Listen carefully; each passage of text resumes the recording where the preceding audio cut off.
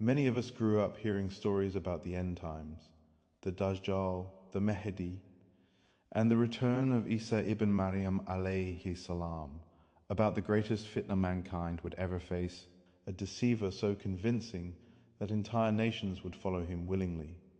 Those narrations both terrified and fascinated me, because one question always stayed with me. How could so many people ever fall for a monster? And then I realized something. Evil rarely begins with a monster. It begins with allure, with beauty, with answers, with peace, with hope. For years I tried to write a story inspired by those themes, but every time I approached it directly I found myself conflicted. So I abandoned the idea again and again. Growing up, I loved worlds like Middle-earth, stories filled with prophecy, ancient wars, fallen kings, and the battle between truth and illusion. But I never quite found the atmosphere I was searching for.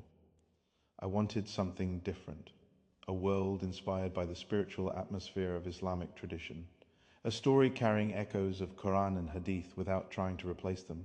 Not a lecture, not something preachy, but clean Islamic storytelling. A fantasy world where readers familiar with Islamic history, symbolism, and eschatology may notice deeper layers woven quietly beneath the surface. And while I absolutely believe in the coming of the Mahdi, I also believe we cannot become a people who simply wait. We still have to stand for truth today, resist deception today, protect what is good today, and eventually that became Nurath. The story begins after the fall.